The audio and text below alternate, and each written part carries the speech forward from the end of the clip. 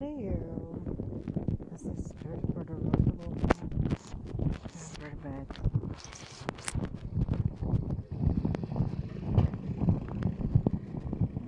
Going here the road.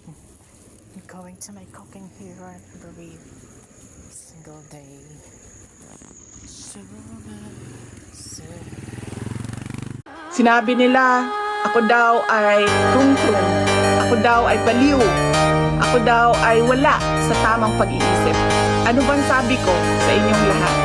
Psychological. Philippine Vice President Sara Duterte publicly threatened President Ferdinand Marcos Jr., claiming she instructed an assassin to kill him, his wife, and the House Speaker if Nakakabahala ang mga pahayag na narinig natin nitong mga nakarang araw. Nandyan ang walang pakundangang pagmumura at ang pagbabanta ng planong